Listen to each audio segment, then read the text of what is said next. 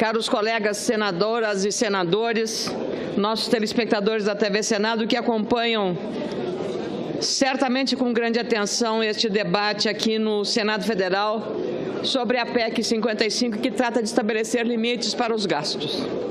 No meu estado, como já foi dito aqui, no dia de hoje o Diário Oficial publicou o estado de calamidade financeira a que teve que ser decretado. Não é o primeiro estado, senador Renan Calheiros, o senhor sabe disso, conhece bem o seu estado de Alagoas, e não será o último estado a tomar essa radical iniciativa.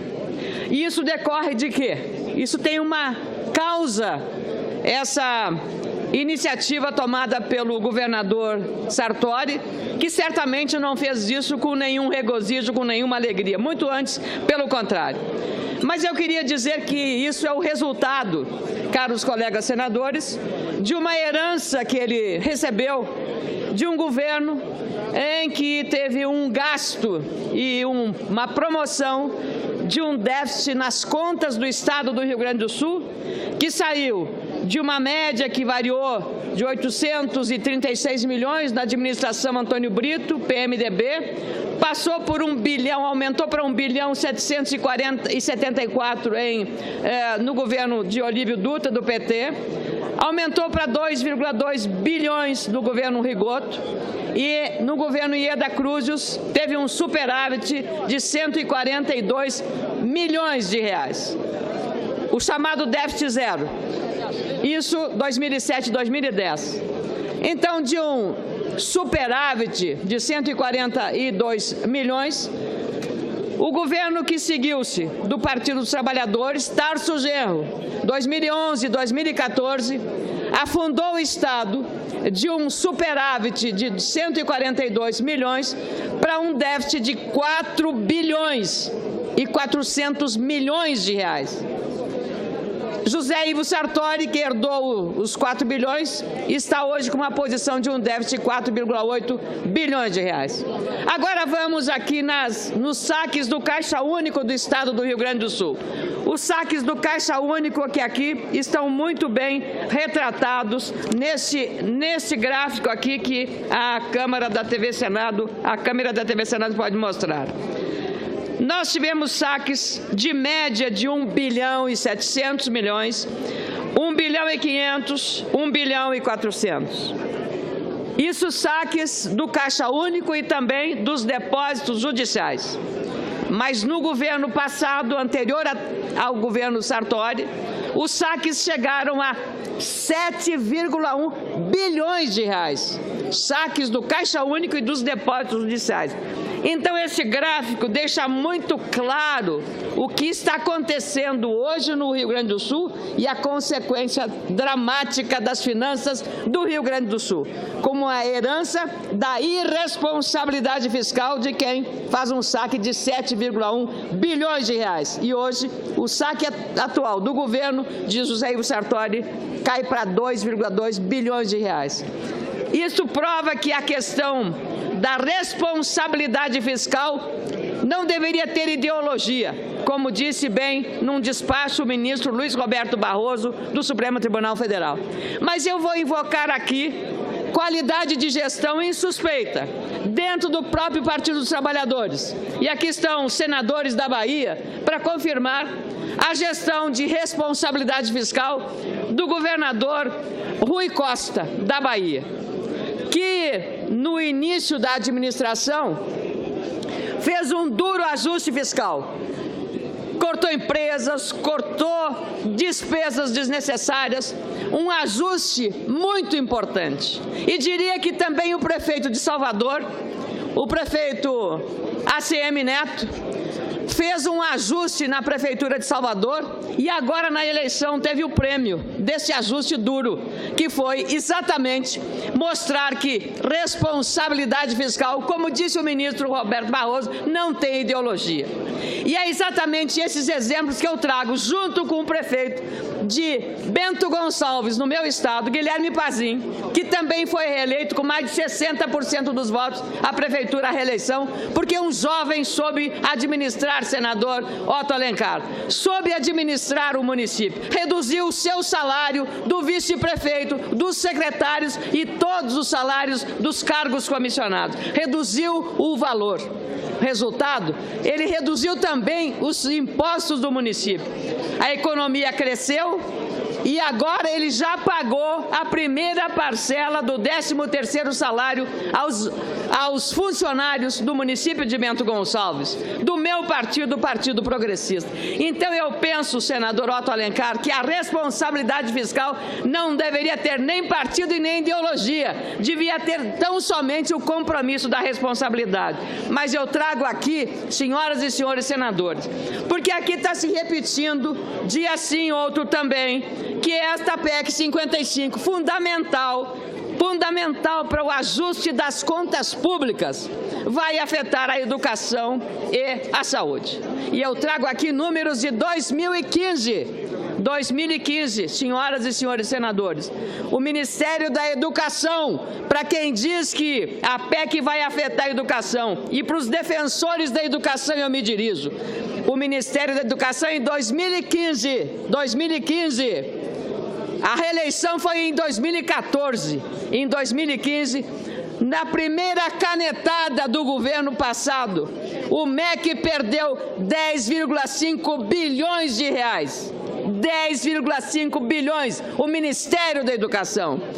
Isso é 10% do orçamento de 2010. E olha, que era para ser o ano da pátria educadora, que foi prometido na campanha eleitoral. E, aliás, essa questão foi por quê? Um ajuste fiscal. Mas por que houve esta redução dramática? Aí vem a justificativa, porque a receita caiu. É claro, além da má gestão, além da irresponsabilidade fiscal, não poderíamos jamais ter feito Copa do Mundo nem Olimpíada. O Rio quebrou, o país quebrou por conta da nossa irresponsabilidade. Quisemos parecer maiores do que nós realmente somos. E, lamentavelmente, agora estamos pagando essa conta tão amarga. Com estádios de futebol que consumiram milhões e milhões, como o de Brasília, bancado pelo governo do Distrito Federal. Um estádio que foi orçado em 700 milhões e acabou custando 2 bilhões de reais. E a saúde aqui está sucateada. Será que não é preciso ter limite para gastos? Será que ainda tem gente que argumenta que não se pode ter limite para gastos? Senador Otto Alencar, o governador do PT do seu estado da Bahia tem a razão de fazer o que fez e por isso tem um grande sucesso. Não sei se é permitido a parte, mas com muito prazer eu concedo a parte a Vossa Excelência. Senadora Ana Amélia, o governador da Bahia assumiu em 2015 e fez um ajuste fiscal que foi fundamental para que ele pudesse hoje ter condições de pagar os salários em dia e ter condição também de já ter as reservas para pagar o 13º salário. Isso porque extinguiu várias secretarias, várias autarquias, órgãos obsoletos que não funcionavam e também extinguiu 2.500 cargos de confiança que não tinha absolutamente nenhuma necessidade e que não fez nenhuma falta à gestão da administração pública do meu estado. Aliás, o estado da Bahia vem com ajuste fiscal há muitos anos, desde 1991. E o governador do Partido dos Trabalhadores, e eu conversava com o senador Tasso Gereissati, e ele me disse que o Ceará, que também é governado por um governador do Partido dos Trabalhadores, tem também perfeitamente o ajuste fiscal pronto e acabado e não tem nenhuma dificuldade para pagar as suas obrigações. Portanto, eu acho que esse momento é o momento de se pensar o Brasil e se dar um choque de gestão para que a gastança não continue e o governo não possa agir de forma perdulária, gastando mais do que arrecada. Nós estamos numa situação já muito ruim e o caos social vai se implantar se os governos, a nível de governo estadual e municipal, não tiverem o controle das contas públicas. Nessa questão da saúde, é como se administra a saúde, porque quando ela não sai pelo ralo da corrupção, do desvio de recursos, os recursos são suficientes ineficientes. É só compatibilizar municípios em cada estado e ver. No meu estado mesmo, tem municípios que fazem a gestão pública com perfeição, sem nenhuma dificuldade, com atendimento da saúde da mulher, assistência materna e infantil, com a cirurgia, com a vacinação, e outros próximos dali não fazem absolutamente nada, porque a gestão é ineficiente e não se aplica corretamente. Portanto, eu concordo. Eu vou votar por consciência, sem nenhuma apelação na PEC 55, porque eu acho super necessário se fazer isso agora. E faço com toda a consciência, até porque não ajudei a construir o governo, eu votei contra o impeachment da presidente Dilma, mas faço por minha consciência que chegou a hora de dar o ajuste fiscal ao Brasil e ter responsabilidade na gestão pública, se compatibilizando receita com despesa, porque quem gasta mais do que arrecada não tem futuro nenhum na gestão pública.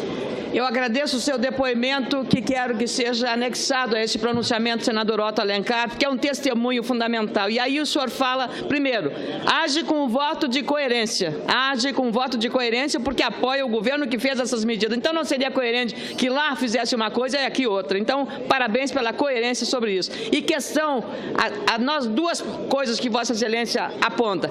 Combate à corrupção, fundamental, e a desvios de recurso público, e a questão de uma boa qualidade de gestão fiscal, porque é isso que falta no nosso país. Estabelecimento de prioridades, planejamento e avaliação. Nada disso foi feito e por isso hoje estamos pagando uma conta tão cara em relação a isso. Para terminar, caro presidente Renan Calheiros, a ex-presidente da República, em junho do ano passado, sancionou as novas regras do abono do PIS e do seguro-desemprego. Vamos falar da área social. Esta é a primeira medida do pacote de ajuste fiscal do governo federal, que teve a sua aprovação publicada no Diário Oficial da União. A partir de 2017, só terá direito ao abono integral do PIS no valor de um salário mínimo quem trabalhar com carteira assinada durante os 12 meses do ano anterior. O valor do benefício passará a ser proporcional aos meses trabalhados. Por exemplo, se já estivesse valendo, o valor do abono para quem trabalhou 2 meses seria de R$ 131,33, considerando o salário mínimo atual, que é de R$ 788 à época, em junho de 2015. Portanto, senhoras e senhores, nós temos que ter um choque de realidade, um choque de responsabilidade, porque gestão pública em ajuste fiscal não tem ideologia, tem apenas competência e responsabilidade com dinheiro público. Gastar bem, gastar muito não necessariamente é gastar bem. Por isso é preciso as duas coisas, gastar com responsabilidade e gastar bem o dinheiro público. Temos que ser justos com a verdade e não ficar aqui repetindo uma cantilena que já não se sustenta pelos números da realidade do nosso país, com a União falindo, os estados quebrando e os municípios numa situação de penúria. Muito obrigado.